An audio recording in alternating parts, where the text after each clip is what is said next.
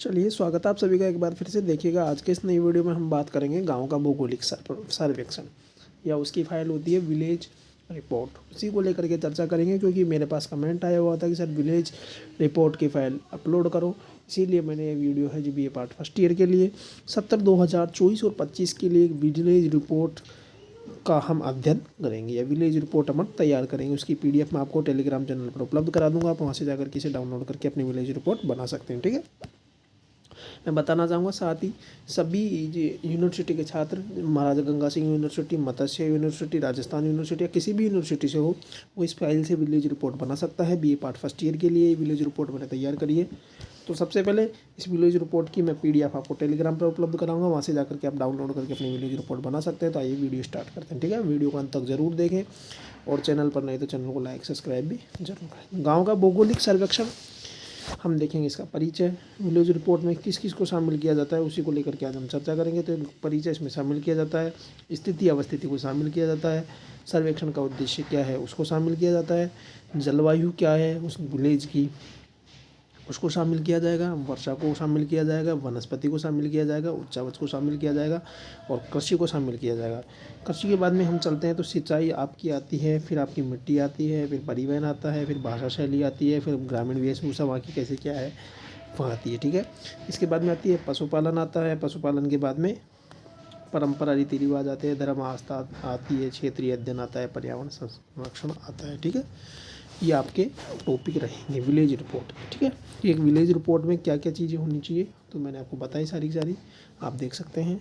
ठीक है, BA part first year के छात्र ध्यान दें जिनको ये विलेज रिपोर्ट बनानी है। ठीक है, तो इसमें आप जिस भी गांव का भौगोलिक सर्वेक्षण कर रहे हैं उस गांव का सबसे पहले परिचय डालोगे, फिर उसकी स्थिति और अवस्थिति के बारे में आप बताओगे।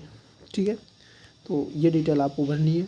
इसके मैं पॉइंट आउट बताऊंगा, क्योंकि वीडियो बहुत लेंथी हो जाएगी यदि मैं अगर आपको इसको पढ़ करके सुनाऊंगा। तो आप PDF में खुद देख लीजिएगा डाउनलोड करके कि क्या क्या लिखा हुआ है। इस प्रकार से आपको भी लिखना है। सेम ही परिचय आपको सबसे पहले लिखना है, फिर आपको स्थिति और अवस्थिति लिखनी है। इसके बाद में आपको आगे चलने के बाद में आपको लिखना है सर्वेक्षण का उद्देश्य। ठीक है, कि सर्वेक्षण करने का उद्देश्य क्या था। इसके बाद में आपको विलेज रिपोर्ट के कुछ डायग्राम, इस तरह से आपको चित्र बनाना है कि विलेज की एक संरचना कैसी होती है। ठीक है, ये कुछ विलेज की संरचना आप देख सकते हैं। देखो, खेल के मैदान है, धर्मकाटा है, जोहड़ है, राजकीय विद्यालय। ठीक है, इस प्रकार से आपको क्षेत्रों को दर्शाना है। ठीक है, इसके बाद में हम आगे चलते हैं तो यहाँ की जलवायु कैसी है, तो हम जलवायु को भी बताएंगे कि यहाँ की जलवायु कैसी है। जलवायु के टॉपिक के बाद में हम उस क्षेत्र की जलवायु के बाद में हम उस क्षेत्र की वर्षा के बारे में बात करेंगे कि उसकी क्षेत्र की जो वर्षा कैसी है। ठीक है, तो वर्षा के बारे में हम बात करेंगे। इसके बाद में हम आगे जा कर के वर्षा से संबंधित बात करके हम वनस्पति से संबंधित बात भी करेंगे कि उस क्षेत्र की वनस्पति में क्या क्या है, क्या क्या वहाँ पाया जाता है। ठीक है, कौन से वृक्ष वहाँ पर पाए जाते हैं। ठीक है, कौन सी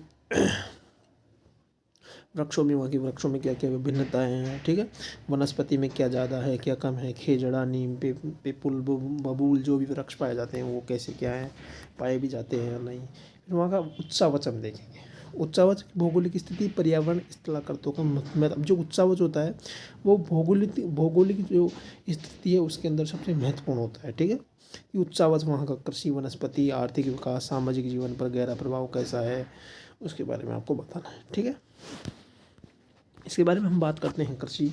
तो कृषि से संबंधित क्या है कि वह जो गांव है वो कृषि प्रधान है या नहीं है, उसमें कितने लोग कृषि करते हैं, कितने लोग अन्य कार्यों में संलग्न है, वहाँ की जो जलवायु है वो कैसी है, किसान किस पर निर्भर रहता है, ज़्यादा सिंचाई पर रहता है या अपने खुद के पानी की व्यवस्था वहाँ पर कैसे क्या है, उसके बारे में हम बताएंगे। वो सब किसके अंदर पढ़ेंगे हम, कृषि के अंदर।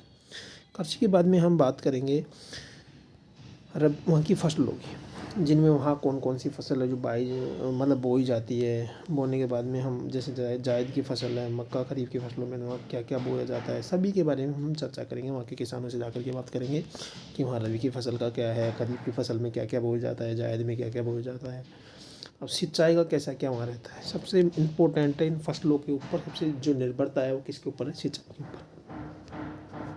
कि वहाँ जो सिंचाई है, जो किस प्रकार से होती है, कुओं से होती है, नलकूपों से होती है, या तालाब जोहड़ों से होती है, या किस से होती है, या फिर फव्वारा तकनीकी बूंद बूंद सिंचाई जो परियोजना है वो भी अपनाई जाती है या नहीं, या यहाँ आसपास के क्षेत्रों में पानी का कैसा क्या है एरिया, पानी मतलब भूमि है जो भूमिगत जल मतलब अच्छा है या कम है क्या है, उस स्थिति के बारे में भी हम जानेंगे कि इसके अंदर किस चीज़ के अंदर जानेंगे, उस स्थिति के बारे में हम सिंचाई के अंदर। ठीक है, फिर हम बात करेंगे मिट्टी।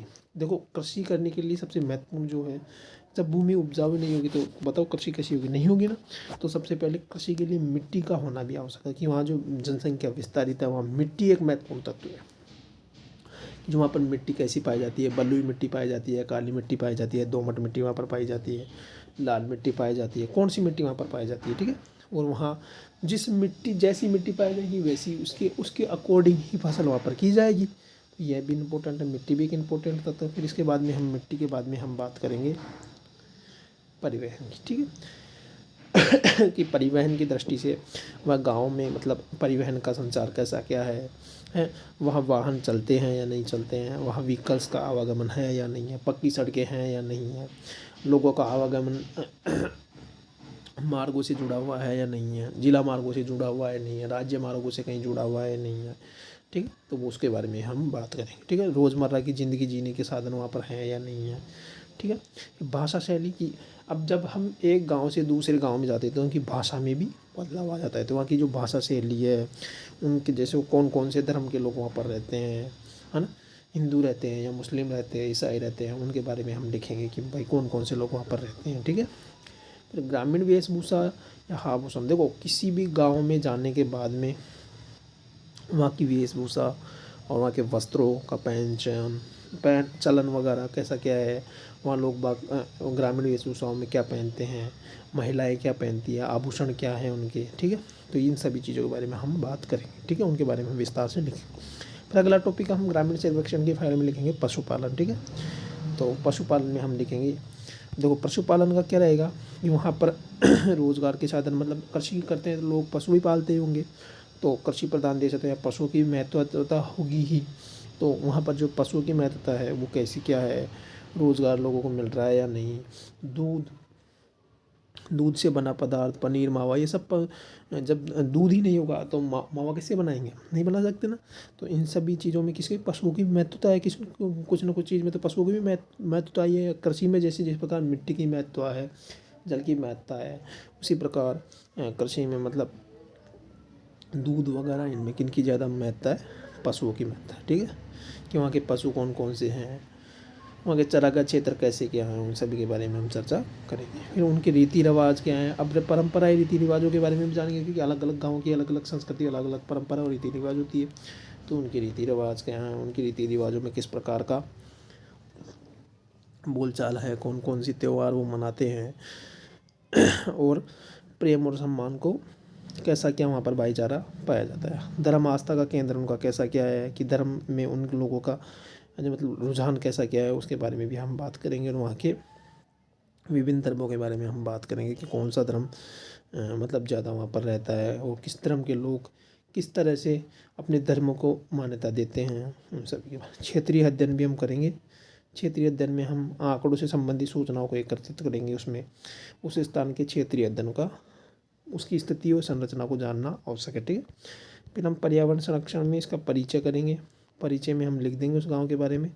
फिर पर्यावरण दिवस के बारे में भी हम लिख सकते हैं, इसमें पर्यावरण की सुरक्षा कैसे की जा सकती है वो भी अपन को लिखना है। निष्कर्ष लिखना है, निष्कर्ष लिखने के बाद में अपने खुद के साथ दिमाग से पर्यावरण सुरक्षा के उपाय आराम से लिख सकते हैं। ठीक है, और ये अपने दिमाग की बात के पॉइंट अपन बना सकते हैं इनको खुद भी। ठीक है, इसमें कोई ज़्यादा दोहराए वाली बात नहीं है। विश्व पर्यावरण दिवस कब क्या मनाया जाता है उसके बारे में अपन को डिटेल देनी है और पर्यावरण संरक्षण का परिचय हमें बताना है, पर्यावरण संरक्षण है जो क्या है। ठीक है, फिर इसके बाद में हम बात करते हैं, ये फाइल आपकी कंप्लीट होगी। ठीक है, अब देखो सुनिएगा, सभी ग्रामीण सर्वेक्षण की छात्र जो फाइल बनाएंगे वो BA पार्ट फर्स्ट ईयर की फाइल है। किसी भी यूनिवर्सिटी से यदि आप हैं तो इस फाइल को आप बना सकते हैं। इसमें से ग्रामीण सर्वेक्षण का एज टू एज बायोडाटा आप अपने अनुसार देख करके दूसरी फाइल तैयार कर सकते हैं। ठीक है, कॉपी कर सकते हैं। ठीक है, मैं इसकी PDF आपको टेलीग्राम चैनल पर उपलब्ध करा दूंगा। आप मेरे वीडियो के डिस्क्रिप्शन बॉक्स में जाइएगा, वहाँ जा करके आप टेलीग्राम का लिंक आपको मिलेगा, उस पर आप टैप करेंगे, टैप करते आप टेलीग्राम में ज्वाइन हो जाएंगे। वहाँ जा कर के आप वीडियो को या जो PDF है, ये वीडियो का लिंक भी मैं डालूंगा अभी टेलीग्राम पर ही, और जो PDF का लिंक है वो भी मैं टेलीग्राम पर अपलोड कर दूंगा। वहाँ से जा कर के आप देख सकते हैं और अपनी फाइल बना सकते हैं। यदि वीडियो आपको पसंद आई हो, यदि आपको ग्रामीण सर्वेक्षण की फाइल समझ आई हो, तो वीडियो को लाइक करें, कमेंट करें, शेयर करें, और ज्योग्राफी से संबंधित सभी प्रकार की डिटेल के लिए आप इस चैनल को सब्सक्राइब करें। Thank you so much dear friends.